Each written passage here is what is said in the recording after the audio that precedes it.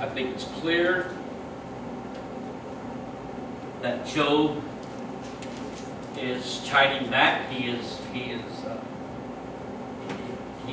pretty upset with Bildad.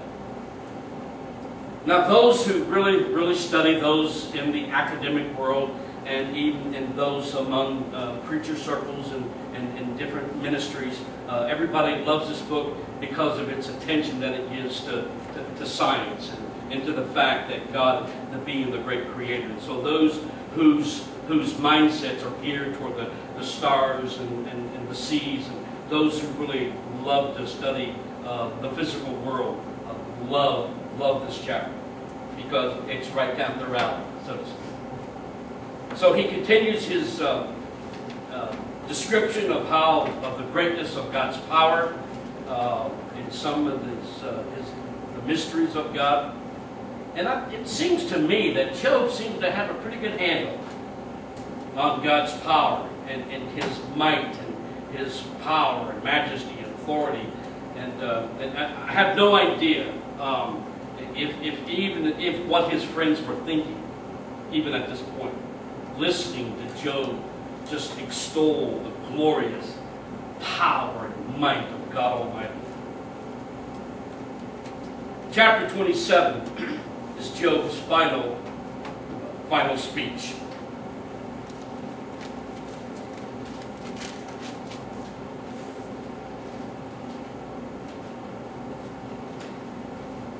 Again, in chapters 27 through 31, again, I would encourage you and challenge you to read through these chapters.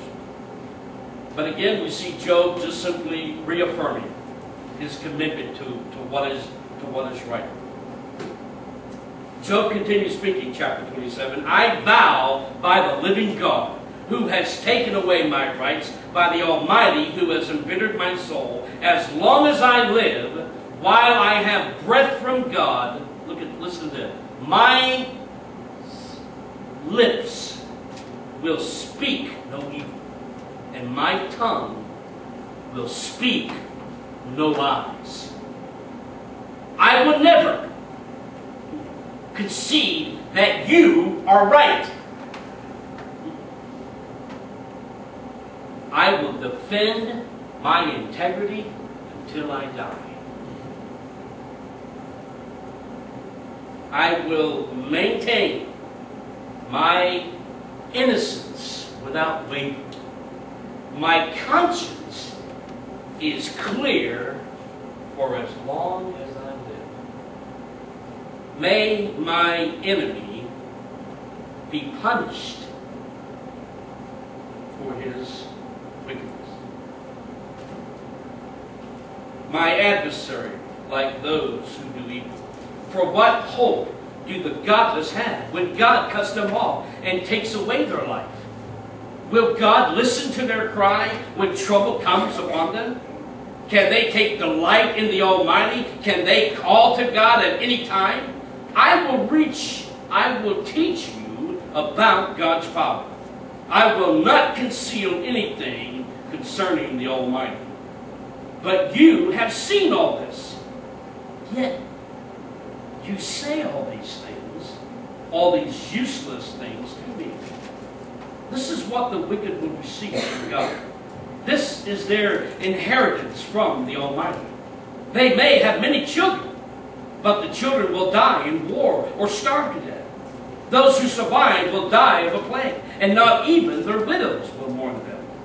Evil people may have piles of money and may store away mounds of clothing, but the righteous will wear that clothing, and the innocent will divide that money. The wicked build houses as fragile as a spider's web, as flimsy as a shelter made of branches. The wicked go to bed rich, but wake to find that all their wealth is gone. Terror overwhelms them like a flood, and they are blown away in the storms of the night. The east wind carries them away, and they are gone. It sweeps them away. It whirls down on them without mercy.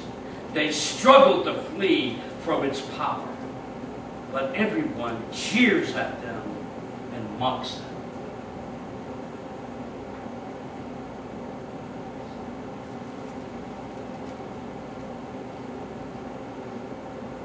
It seems to me, it's pretty clear from reading these words,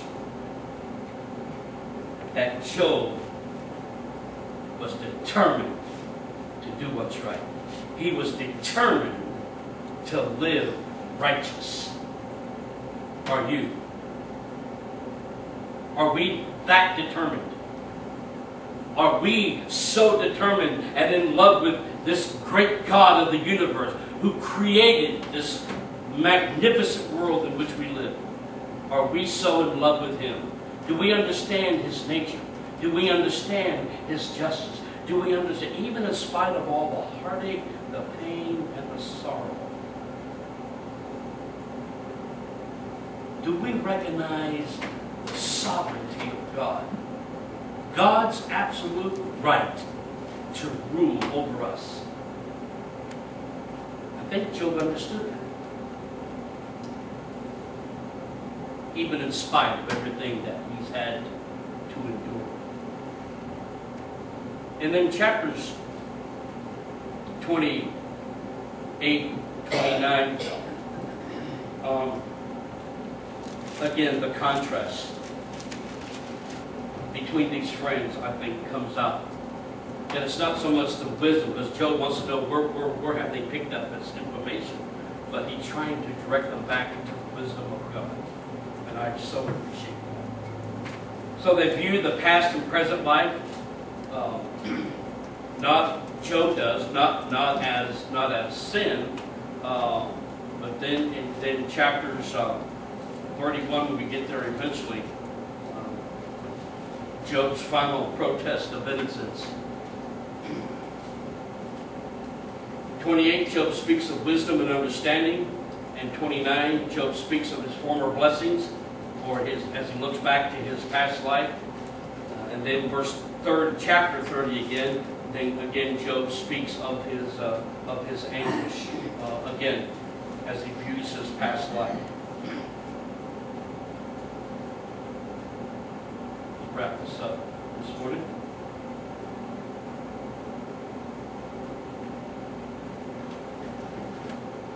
As we do with every message thus far, our concluding remarks, we simply want to try to learn some valuable lessons from these chapters.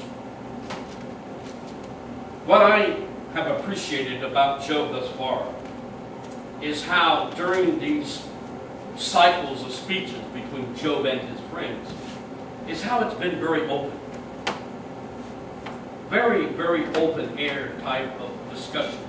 And it does allow for each man to speak his own mind. And as they speak, Job can respond to what they have said. It's a very open air type of discussion. And I love that. And I appreciate that so much about the book of Job. That at least they allow one another to speak, to listen, to hear, and then to be able to respond to what was said. Acts chapter 17, we're going to digress here as we close this out. Acts chapter 17, something that's caught to my attention. Acts chapter 17, in verse 3. The Apostle Paul was certainly, not only Paul, but many of the apostles and others as well, Apollos and others that we know of, whose habit it was to go into the synagogue of the Jews and to reason, to talk, not just to read. Reading has its place, reading is fine, but after you read something, it needs an explanation. It needs to be discussed. And this is what happens in colleges, Bible colleges, and even in congregations and in Sunday school classes. Because the Bible doesn't answer everything.